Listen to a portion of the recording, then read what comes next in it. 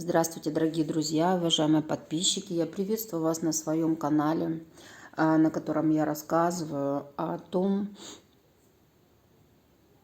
каким способом, какие есть возможности для того, чтобы получить второе рождение или рождение от Духа Святого.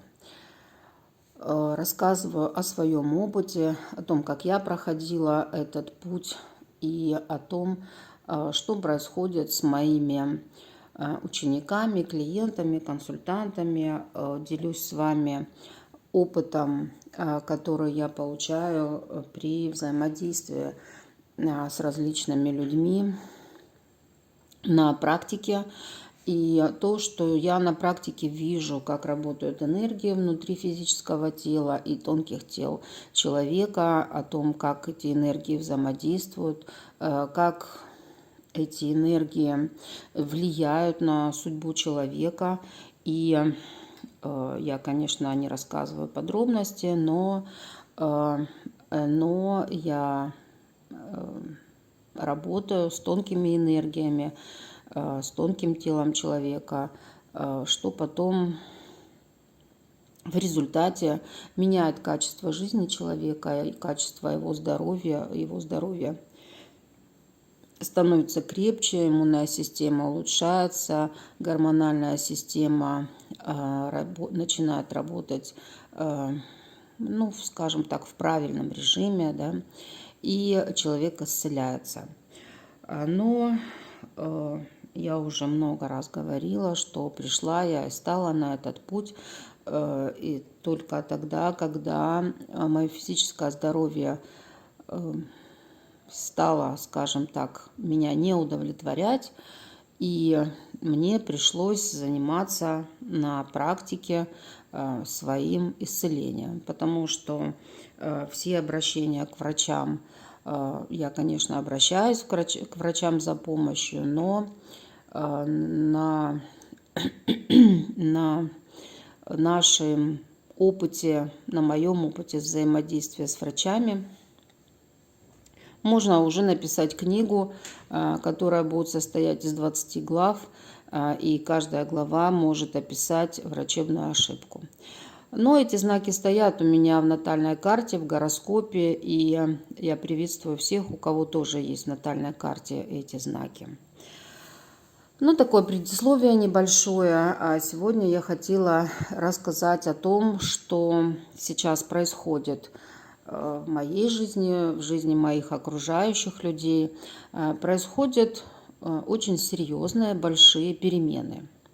Перемены эти связаны с различными сферами жизни людей, и этот год он принесет людям очень много перемен. Я не ошибусь, если скажу, что каждому человеку принесут перемены со временем. Судьба предоставит какие-то возможности, закроет какие-то двери, откроет какие-то новые. И хочу вам пожелать не бояться этих перемен, не бояться того, что с вами происходит. И в моей жизни, в жизни моих окружающих эти перемены уже наступили, да, или уже есть предвестники этих перемен. Что же нужно делать в то время, когда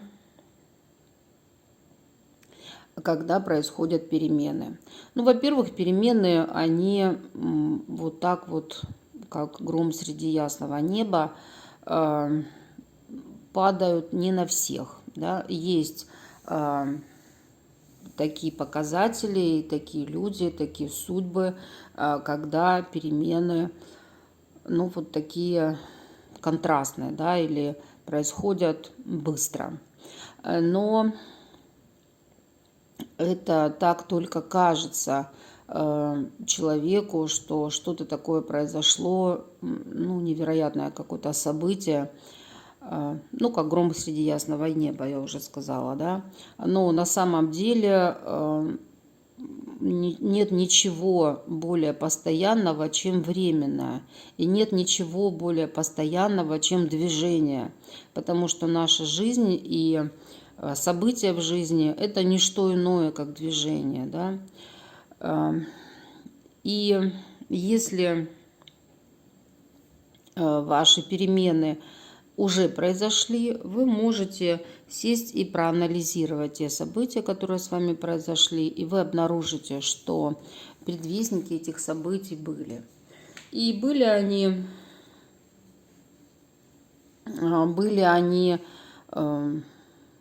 может быть, совсем недавно, а может быть и давно.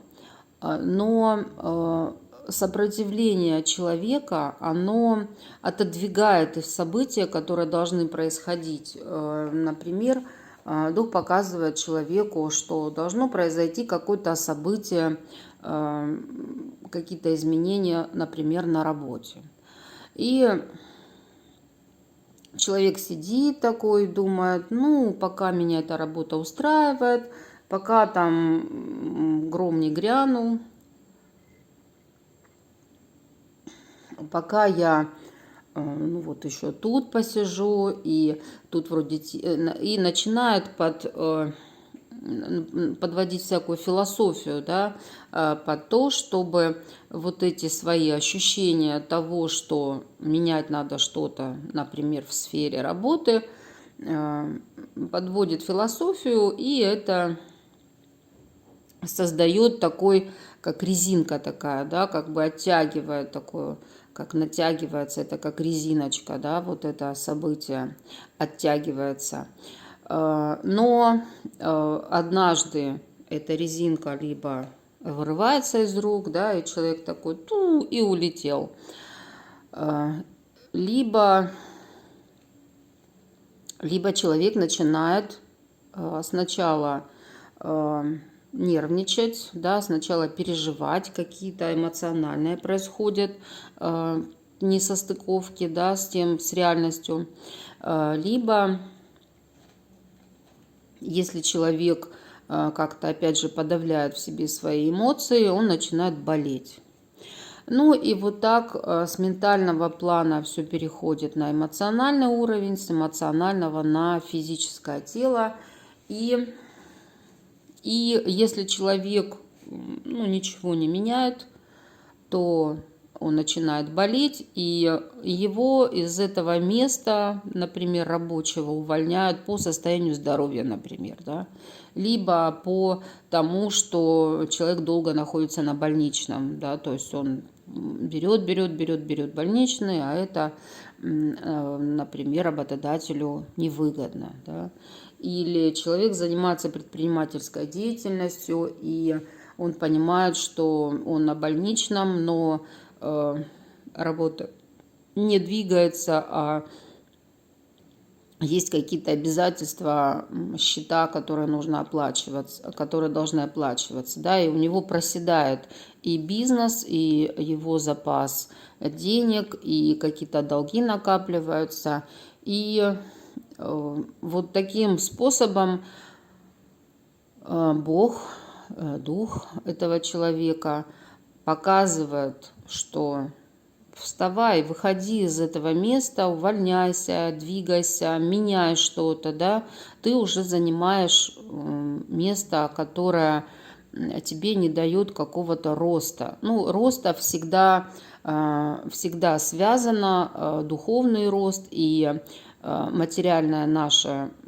составляющая, это всегда между ними есть взаимосвязь.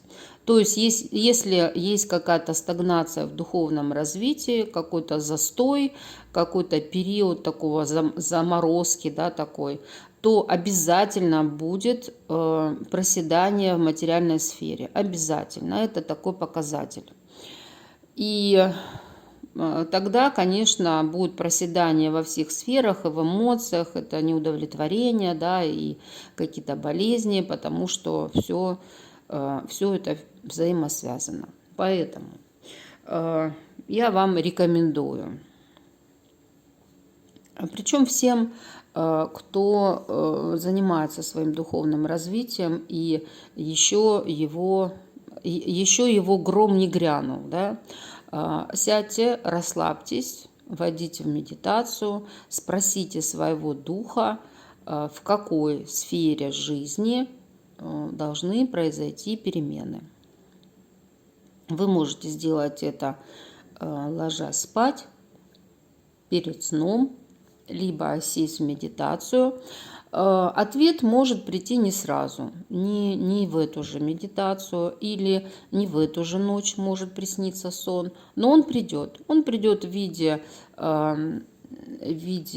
медитации, да, картинок каких-то, в виде сна, когда вы хорошо расслабляетесь, либо в виде подсказок, либо вы уже чувствуете, что где-то уже пахнет тухленьким, да, где-то уже какая-то сфера жизни, там события уже подтухают, да, уже свежести нет, да, нет динамики, нет движения, нет свежего ветра, нет вдохновения, да, что-то делать или какие-то отношения продолжать, или какой-то работой заниматься, или в доме что-то надо поменять, да, там сделать ремонт. Этот дом уже, например, не приносит энергии каких-то радостных, да, эмоций не приносит.